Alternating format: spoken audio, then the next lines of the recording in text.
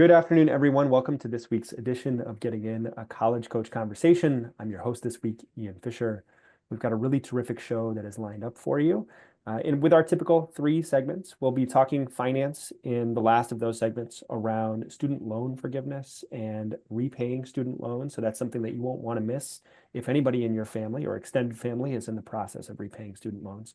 But before we get to that topic, we're going to take another deep dive into a small college out on the East Coast, Trinity College in Hartford, Connecticut. And to do that, we're going to start with the Dean of Admissions and Financial Aid at Trinity College. That's Matt Hyde. Matt, welcome to the show.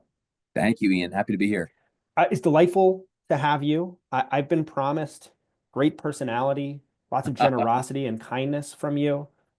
You've got some former colleagues, I think, that are a part of our college coach team Truth. who say great things about you.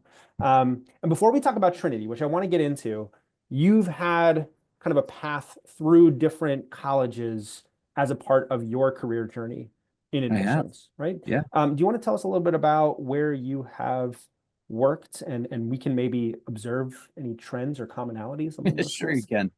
No, I'm a true liberal artist. There's no doubt about it, Ian. I went to Bowdoin College up on the coast of Maine and majored in environmental studies and history and minored in biology, a little bit of everything, but got really interested in how communities take shape in natural landscapes, and did sort of a deep dive into the idea of community and whether or not you can actually create it. Well, guess what I do in admissions and financial aid. That's great. So there is a direct line to my learning the liberal arts, which does happen beautifully in many cases, but doesn't always, and it doesn't have to. So actually, I launched my career in independent schools at Northfield Mount Herman School, which Mhm. in the late 1900s was the largest boarding school in the country. So started there for 3 years, then launched to Milton Academy, doing sort of independent school admissions at some fantastic high schools, but then met a pretty awesome human that inspired me to think about college admissions and launched to Tufts University, where I was part of the jumbo team in Medford and Somerville, Mass, for a number of years, and had a wonderful experience, really helping elevate Tufts, grow into a global institution with a lot to Mhm. celebrate nationally. Yeah. But had a fair bit of fun after that at Lafayette College in Easton, Pennsylvania. Helping a fantastic liberal arts college emerge sort of nationally and globally in a more effective way. And was there for 11 years before sort of finding my way back to New England and to Hartford, to Trinity College, where I've been here for the last 2.5 years. So it's been a journey, but was drawn here for lots of reasons, and I can't wait to talk about them. No, it's fantastic. I want to pick at the locations for a moment Sure. because I think Hartford is um, a key element of life at Trinity. And I want to sort of contrast that with life at Lafayette and at Tufts. I don't know, would you consider Somerville to be more urban or suburban in terms of its feel? Good question. Depending on the day and my mood, I would call it more suburban, but you have a Okay, wonderful view of downtown Boston. that's right. But truth be told, I'm a Massachusetter. Boston is more of a town than a city. Gotcha. So I guess in that respect, Somerville more suburban. Okay. So and Somerville's got, it feels low. It's not built up. There aren't skyscrapers there, True. but you do have the T. You can take advantage of travel in that way. Then you go out to Lafayette in Easton. Correct. And that is, I would imagine, college town, small, somewhat remote. How does that College, yeah. differ? Well, it was a sort of a small city, so Okay. it felt more urban than Somerville in a way because it's a Interesting. small city of 30,000. But because of its proximity to both New York City, which is an hour and a half with traffic, and Philly about the same, it felt like more of an urban feel, but was technically in a more rural setting.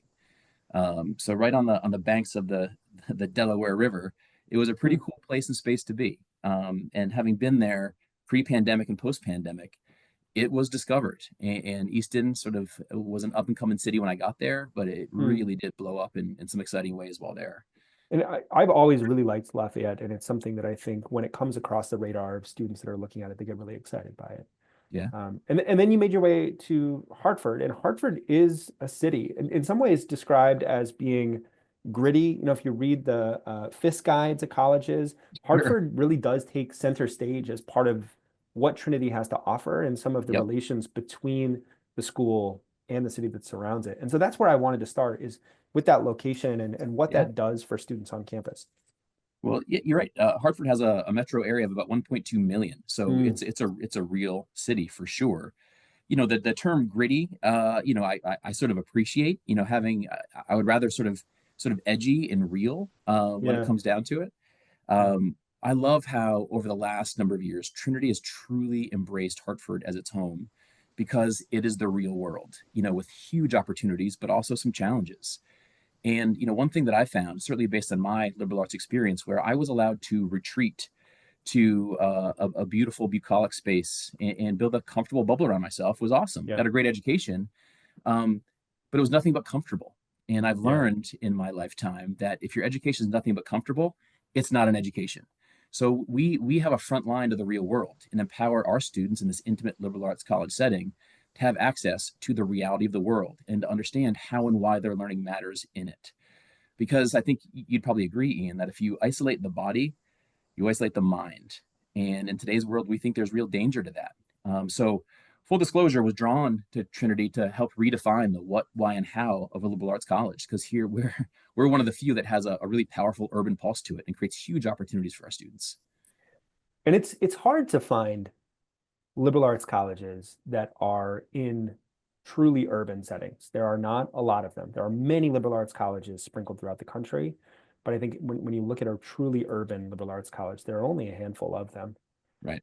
It felt when I first started a college coach about 12 years ago or so, it felt like Trinity wasn't kind of embracing Hartford in the same way that it seems that it is now. And I like it. And, I think if we had had this conversation 10 years ago, I might have kind of dodged the question and focused on academics, et Sure. cetera. But I No, bring liked it. the fact that there's that acknowledgement of that difficulty. There's that acknowledgement of that challenge. And for me, as a graduate of liberal arts college who's had some world perspective, that sounds really appealing. Hmm. I wonder about what a 17-year-old version of myself would have thought. Like, I see this challenge, I see this edge. Is that what I would opt into when I have other potential options that I could consider that'd be a little bit easier? And so, what does that mean for students who show up on the first day of Yeah. freshman year at Trinity? What do they bring with them? How are their expectations met? And what are some things that they start to learn and figure out as they become a part of the community? Well, fortunately, Ian, I think this generation has more of a desire to recognize that their education matters, not only for themselves, but there's a Yeah, social yeah, impact to it. So like you, at 17, I might have had a different perspective than I do now that I'm sort of middle-aged. Full disclosure, Trinity was the very first college I looked at when I was 17. really. Yeah, it Okay. was. I got a recruitment letter from the cross country coach here in eighth grade. So when it came time to look at colleges, I was like, I'm in. I'm gonna go check out Trinity. Yeah, But yeah. I was a country mouse. I grew up in the middle of nowhere in a very sort of isolated sort of college campus setting. And I got to Trinity and I love this gorgeous campus for sure. But I Yeah, picked up my eyes, I saw that's a city skyline and felt discomfort immediately because I didn't know it. yeah, So I would love to go back and punch 17-year-old me in the throat and say, hey, this is the time for learning and opportunity. But instead, I retreated to what I knew. yeah, I think times have changed. With the following generations, there's more of a desire to sort of find meaning and purpose to your learning as opposed to just sit in an isolated ivory tower and learn for the sake of it. And when you have sort of a thriving capital city as your front and backyard, you become much more aware of, wait, what I'm doing here counts and matters, whether it's in that space of fluid dynamics and engineering or neuroscience or political science or finance. There's a connection with the bigger picture, and I see it right over there. I'm pointing to the city if you can't see me on this podcast. Um, so it creates a different action orientation and a more applied purveyance of a liberal arts experience that I think is very distinct and powerful for Trinity. yeah. And it sounds really cool. It sounds really appealing. Do you ever find as families are coming through to visit that there are different reactions to the things that are being talked about here? That maybe mom thinks, "Oh, this is really cool." Dad's worried about safety. Students doesn't know what to think. Like, how do you see that show up in terms of these family dynamics and the kinds of questions that people ask? I think that's always really interesting to consider from an admissions perspective, is that you're not Totally just is. convincing a student to be No, interested enough to apply, but the whole family's involved here. we are. How do we have that conversation, and what do you notice about differences between what families are looking for and what students are looking for? Well, you're absolutely right, Ian. I mean, I have an 18-year-old at home, and I was just spent the weekend in Ohio visiting colleges with him. So it is Great, it is a great. family experience. But fortunately for us, the students are much more open-minded and comfortable with things that parents tend not to be. Yeah. So this idea that Trinity is unsafe because it's in a city or because it's in Hartford is not real. I mean, yes, we are in a city, and yes, there are sort of more challenges, on that front as compared to a cornfield and a cow pasture. But these students aren't afraid of that the way that their parents' generation is. Hmm. For parents that sort of come at us say, "Ooh, we heard, Hartford isn't safe." Well, why do you think that? Is it because it's majority not white? Is it, I mean, we're not, we're actively sort of acknowledging like this is a Yeah. dynamic and diverse city, culturally, racially, socioeconomically. It's a real place that, this generation of students wants access to that. They don't want to step away and shy away and retreat from it. So what I found in my 2.5 years here, the students that are responding and reacting to Trinity are ones who care about their learning and how it has an impact in the world, and they want to take action with it. So we are the Trinity Bantams, Bantam Bold. That means sort of having that action orientation and doing something, not just learning for the sake of it, but taking action with your learning. That's fantastic. I imagine you probably see, at the end of some tours, you see student huddled with their parents and just sort of, no, I really like we're gonna stay. Let's look at some more stuff. And I like that. I like the idea of students advocating for that kind of opportunity and the way Yeah, that they can engage. And I do think that there is something that listeners should check themselves on, especially when they are saying a place is dangerous. You hear this sometimes with USC is compared with UCLA, right? yeah, USC is in a dangerous area. Well, I went and visited. Didn't feel that way at all. You hear things through the grapevine, but when you go and you visit and you check out that space, you can start to see the way that students are made to feel safe and the opportunities that come with being connected to such a yeah. thriving kind of place. And we're plugged in, Ian. I mean, I'm thinking about, one of our many opportunities to engage in Hartford is called our Center for Hartford Engagement and Research, Yeah, where I was this is a struck by that. platform for students to really think about their specific learning interests, on this gorgeous, powerful liberal arts college. How is this connected with the world, and not just the world, but this city right here that can benefit from my presence and my learning and the wisdom that I'm gaining here. Do your students ever refer to campus as a bubble? Do you ever hear that word? I mean, from time to time, I think all intimate liberal arts settings have that, Yeah. for sure. I mean, we're in this 100-acre patch of Hartford in its Frog Hollow neighborhood. So it can feel sort of bubble-like because we are a predominantly white institution Hmm. with significant diversity and dimension globally and on all fronts. But we are packed into this gorgeous 100-acre campus in the middle of a city, so it can feel bubble-like. Yeah. But I think our students, all it takes is picking your eyes up off the horizon here and be like, huh, I'm in the real world right now.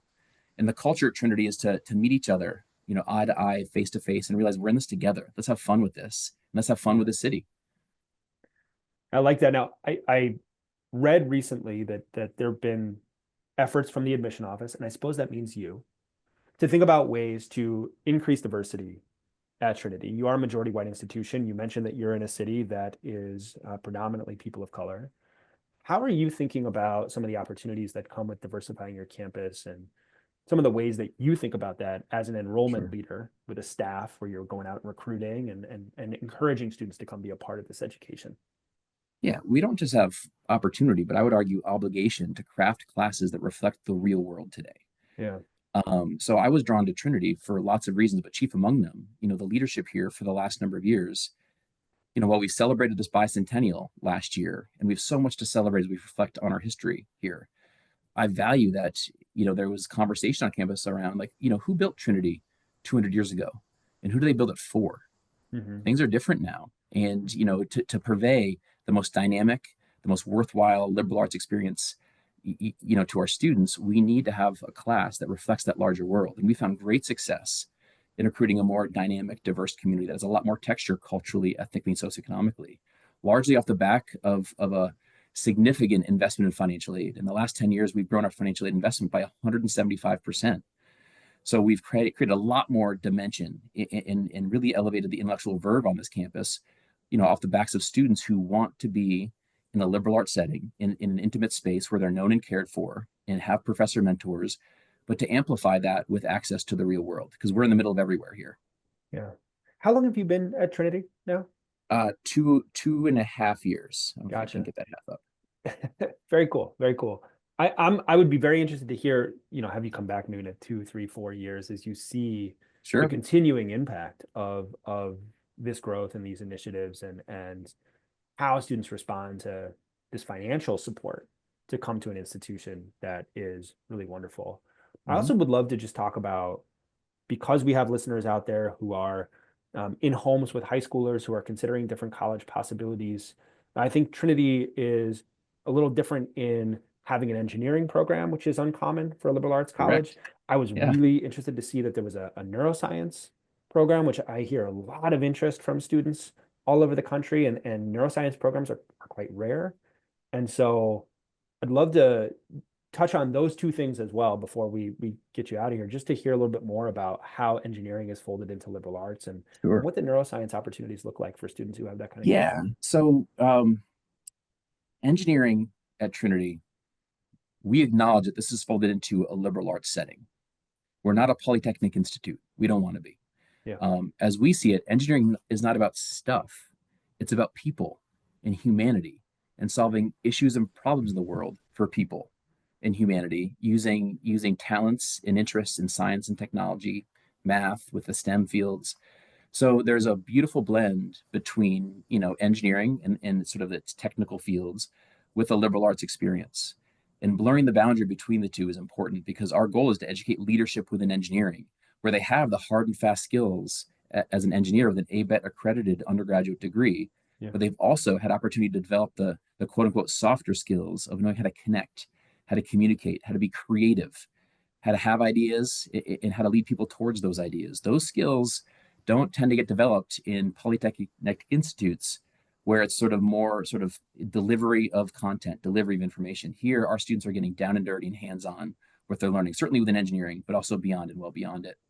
And that's true for neuroscience as well. I mean, our president right now is a neuroscientist of a very high order. yeah. And she sort of, I think, has helped amplify sort of the power of our neuroscience space and that blend between sort of the traditional natural sciences with brain science and psychology and some of the social sciences is really powerful and compelling. In a liberal arts setting, you can find your way into that space not knowing that you're a neuroscientist yet. So you might have an idea of where you want to be, long term. Here's Trinity. There are a billion ways to get there. Sure. And so a lot of our students find their ways into spaces that they never really thought about before because in high school there really isn't much engineering or neuroscience or That's right. anthropology and sociology. So again, the culture here is to take the blinders off and explore, to take some chances, to take action and get after it with really compelling energy.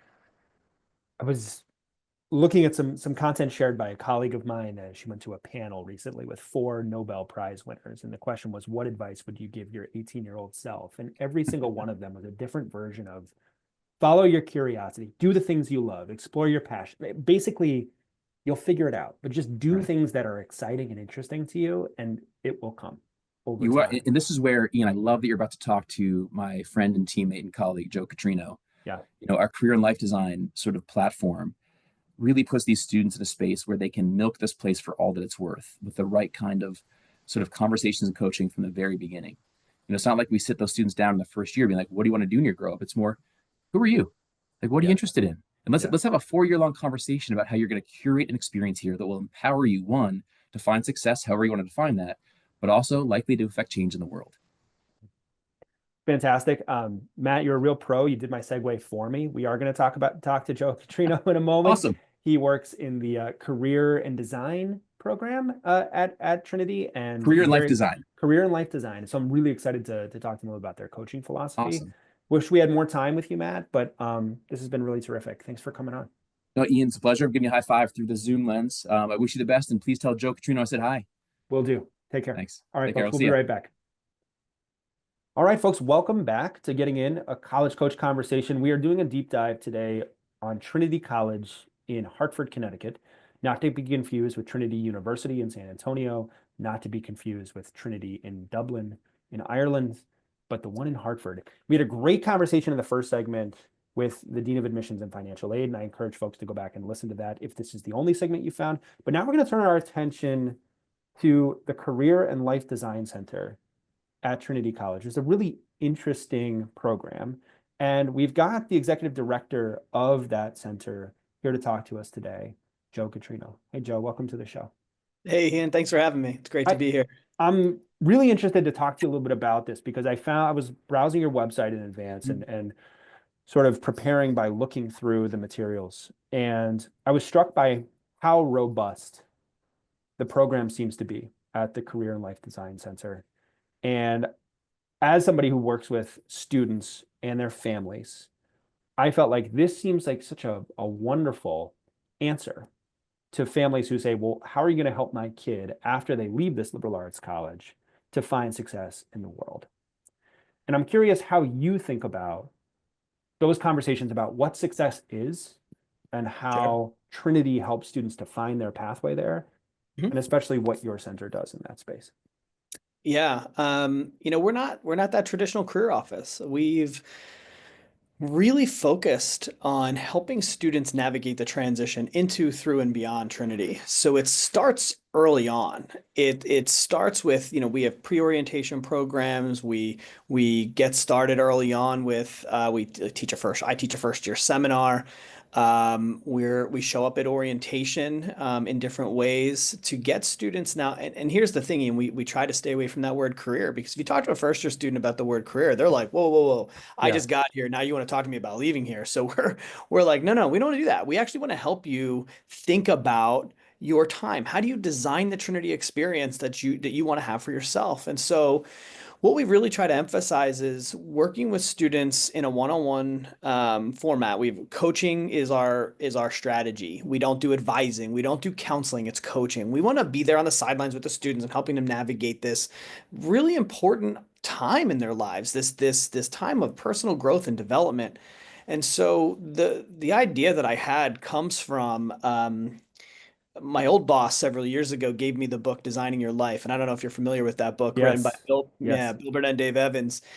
Side note, never a good sign when your boss gives you a Designing Your Life book. But Hey, think about this. It yeah, might be right. helpful for I'm like, you. what's the real message here? Yeah. Anyway, long story short, he said, I want to go to Stanford. And I said, that sounds awesome. Let's go to Stanford. So we applied. Stanford put this thing together called the Life Design Studio for Higher Ed Professionals. This life design stuff landed and was thriving at Stanford, and they wanted to make it a movement across higher education. And so they were inviting other colleges to come in and learn this strategy. So we applied, and we went with we were like, I think, a dozen schools that went in the summer of 17 and spent the week at Mm, Stanford to learn this stuff. And we came back with all these ideas. And this is where that little tiny seed was planted, and we started to slowly infuse it. Then in 2020, I had an opportunity. Our whole division was restructured, and we pulled together career development, student success, retention, and international students and scholars. And we had an opportunity to do something really big. And I did a lot of listening, had a lot of conversations, and ultimately settled on this proposal I gave to my boss. And I said, listen, I think we could be the Career and Life Design Center. And here's why: because we can help with the career stuff, but where are some of the other holes that students have? So we started to focus on helping students figure out where they get meaning and purpose. It's yeah, all structured on that designing your life, or excuse me, the design thinking model, which is empathy, defining your problems, brainstorming, and it's totally applicable to young adults figuring out their lives. And so we use this framework, and we use motivational interviewing as our coaching kind of model, which is, I don't know if you're familiar with that, but we use the OARS model, right? So we're asking open-ended questions, we're affirming, we're reflective listening, and then we are summarizing. And that's the structure. So we have the tools. So we became this really robust center and did just under 3,000 one-on-one coaching appointments last year. that's Students are great. using this. Yeah. So That's it's great. it's it's just a different way of helping students connect to their meaning and purpose, because they're getting to know themselves, and then they're making Yeah. informed decisions about it. Yeah, I was at grad school at Stanford in 2012 to 2013, and Okay. design thinking was for people who were really into it, who had taken the class, Designing Your Life class, who had started to connect with that, including a close friend of mine who was a Stanford undergrad who was very, very interested in this stuff. They become evangelists of it. They're just like, this is a great way of thinking about how to engage with the world. What do you Yeah. think it is that, like, when folks encounter this concept that is so resonant? Why Yeah. why does it have such appeal for people when they first meet it? Because I think if you go and look at in traditional strategies of career development, it's very transactional. This is Yeah. transformational. People actually, so it's that transformational over the transactional. People actually see it and they feel it. I've seen it for myself. When I went to Stanford back in 2017, I was in a totally different role. I had worked in career development. I went through my own life design. I got back to Yeah. career development. I've been in this role since 2017. You feel it, you can see it, you can experience it because you're doing the work, but you have this, there's this, just the way the design thinking when designers, design chairs or technology, they go through it, they're solving problems. And this Right. is ultimately Right. what it is. It's a creative way to solve problems. And that's why students come to college. They're trying to creatively solve what could be next for them after college, or how could they creatively navigate the college space. And so what we've done is we've leaned into helping students do that. We help students with their executive functioning skills, right? So you're Yeah. thinking about like organization, time management. These are all essential things to being a good, effective, successful human. And that's what we want and that's what we want to do for students. I love that. I love the also the distinction between this transactional transformational element because you can imagine Yeah. in a traditional career services office, and this is what I think about in my undergrad, it's if I need something, I go to career services. That's the Yeah. transactional element. But if I'm not Right. working on my resume or I'm not applying for jobs right now, or I'm not thinking about my career, then I don't need something, or I don't at least feel like I do. Mm-hmm. Whereas this transformational element is like, well, maybe I should go get coaching. I should think about this kind of stuff. And it's less about thinking about what the end product is and more about the process of getting there, which I think Matt talked quite a bit about in our Yeah. last segment as well. This coaching thing is really, really cool. And I saw it all over your website. Like the way that you think about it is more through coaching. Yeah. You're describing a really cool model. I'm curious about, you could pick it up and drop it on other schools, but I would imagine that there's something that's really central to Trinity and central to life in Hartford and central to the experience that's happening on campus there that is Yeah. that you are leveraging within your program. So Yeah. what is kind of the way that the Career and Life Design Center and Hartford and Trinity like make that Trinity of their own and come Yeah. together and create something that's really unique for students? And Ian, it's a great question because I think it was a perfect storm, a star alignment situation. Mm-hmm. 2021, the college decides to change the curriculum. That opened up in just so many opportunities. So now students are required to do co-curricular experiences.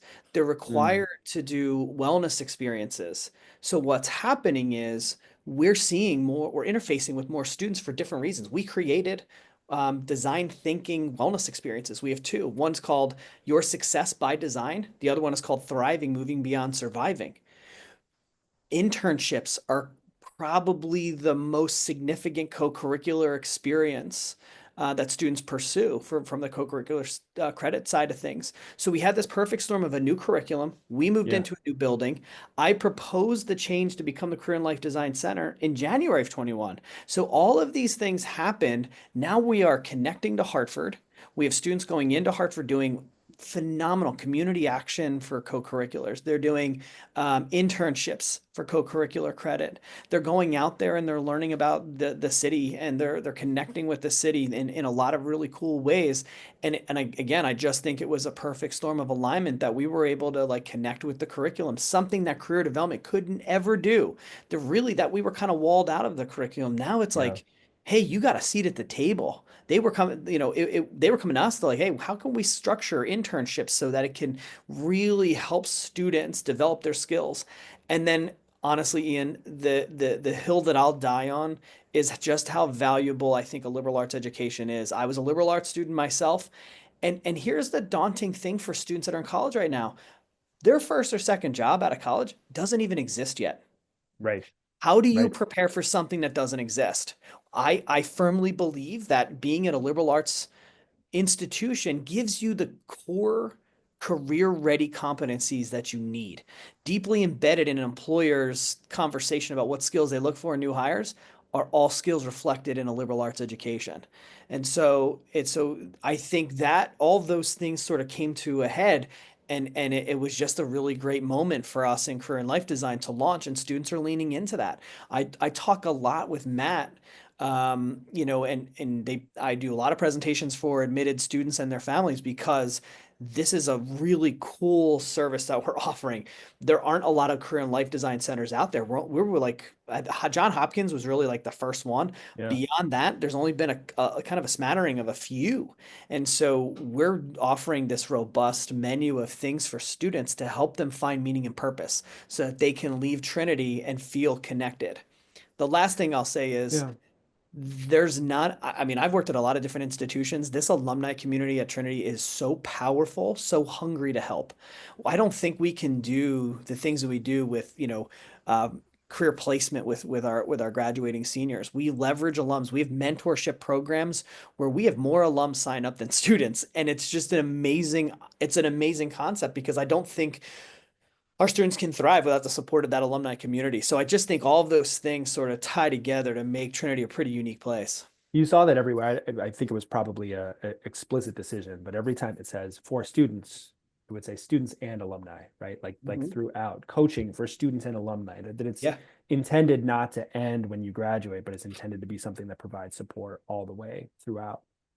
100%. One of my first initiatives when I took over in career development in 2017 was I asked the staff, do we work with alumni? And he said, only within 3 years of graduation. I said, no. These Yeah. are alumni for life. I have a part-time person who is committed to alumni career coaching. He did 150 appointments. He spoke to alums from the 80s and the 70s and the early 2000s. It ranges. You Yeah. you are part of Trinity for life. And if you need career guidance, we got return mothers, we got career changers, people that want to go to grad school, people coming out of grad school. It serves all different purposes. You can have Yeah. as many appointments as you want. We don't charge you. You are a Trinity alum, and that's just I think it's a value add to the degree. Oh, you can see the value. I mean, I volunteer for Reed, my alma mater, in Hmm. some career coaching spaces. That's because there isn't this kind of robust offering that's being provided by the Yeah. college. So it's something where other alumni are volunteering their time to have conversations with folks. But something that would became a part of the institution and had the resources of the institution, I think would be truly Yeah. wonderful. Um, I wanted to ask about students and parents, and I talked to Matt a little bit about this. And this is something that I see quite often because I work with students and parents. And so Yeah. students have a vision for what they'd like their educational pathway to be. Yep. And sometimes it aligns with their parents and sometimes not. Parents really want their students to be successful. And of course, they're typically footing the bill. But I think one of the things that I've thought about as a liberal arts grad and as somebody who was an evangelist for the liberal arts for a long time was you're not going to come away from a liberal arts education um, with a specific thing that you are being trained for. Right. You're going to have the capacity, the capability to do just Sure. about anything that you'd like to do. You're developing talents, strengths, right? The kind of thing you said of jobs that don't exist yet, right? But that's also a hard sell to say you're learning things. We're not preparing you for something in particular, but trust us that when you get there 4 years from now, you're going to Yeah. have the skills and the competencies to be able to figure it out. Yep. How does that go over? What are some of the things that you tend to say when you talk with these families of prospective students about Yeah. a liberal arts education, but more specifically what you're doing at Trinity to help them find that path? Yeah. It actually goes over pretty well. Some of the conversations I have is I've really been trying to break down this need, this societal need to bridge major to career, right? I remember when I told my parents I was going to be a history major, first thing they said is, "Well, are you going to be a history teacher?" I was like, "No, I just love history. I That's love it." right. And, and, That's and right. parents are really impactful. They have a lot of influence. And so what we do is we sort of take the perspective of parents are partners for us.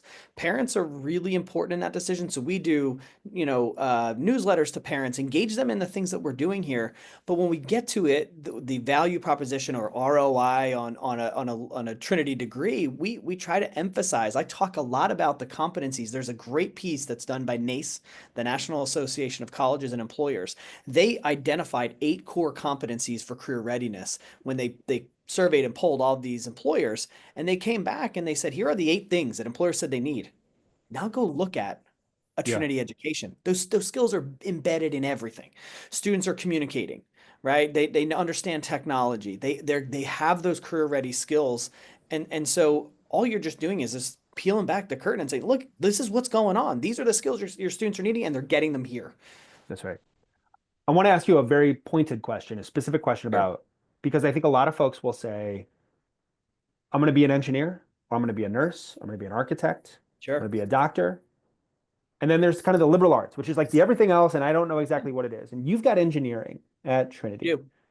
How do the coaching conversations with engineers differ from the coaching conversations you have with students who are majoring in the humanities or the social sciences? Yeah. Are those engineers truly on that specific path? Yeah. Or is there still some wiggle room, some design element that has to happen for them to find that success? I mean, this is the beauty of life design and motivational interviewing is we can personalize the coaching for every student. This is where we have the timing to say, we do have engineering students that come in and say, I just love engineering and I just want to study it, but I don't know if I want to be an engineer. I want to go maybe work in a nonprofit. You never know. Interesting. So it really depends on the student. The coaching conversations vary by student. It varies on their needs. It varies on what they're looking to get out of it. Sometimes they just want a person to listen to them. And that's the beauty of what we have. That's the coaching. We want to be the resource. So to answer your pointed question is, yeah, sometimes we do have, like, we have a lot of students that go into finance, banking, real estate, like it's something like 40 something percent of our graduating classes go into those fields, but they have coaching conversations so that they know how to pull out their skills. And that's applicable across all the different students conversations that we have.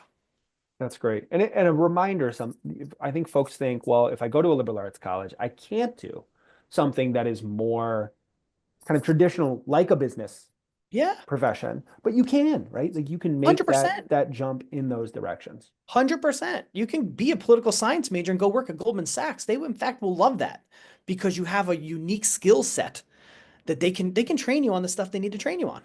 That's right. I have a friend who is an economics major who went to Goldman Sachs and then to Google. She was a liberal arts grad from Reed College, right? So, Yeah, there are a lot of possibilities and pathways. If you 100%. find your strengths, I think that's what helps you to get on that pathway. And it sounds like everything that you're doing at that center is about helping to coach students towards understanding their strengths. 100, yeah, absolutely. Absolutely. To understand what are their options out there, developing and designing a life of meaning and purpose, connecting to the things that really, really feel right to you. Wonderful. One final thing, would you recommend designing your life for teenagers? Would you recommend it only for adults? Like who should read that book? I think honestly, I think we've actually developed a high school program around life design. We teach high school students here in Hartford, HMTCA, which is a magnet school right here at Trinity College. We do a summer program where we teach students life design. I absolutely think that would improve the college experience for some students because it's not even about career, it's about knowing who you are. Yeah. It's about developing that empathy and understanding of what your core values are, and then connecting to things that are important to you. And if you can get that in high school, I have a junior in high school. I have an eighth grader. I talk to them all the time about this. My kids are like, "Oh my God, Dad, stop life designing me." But the point is, I do think there is a place for it in high school, and I think it would help a student go into college in a more prepared way. Perfect. I think that's great. Designing Your Life is the book, but Trinity College is the school. Thank you very much, Joe, for coming on the show Thanks, and man. talking This us was through it. awesome. Thanks a lot. Appreciate it. Folks, when we come back, we're going to talk about updates on student loan repayments. So very important subject.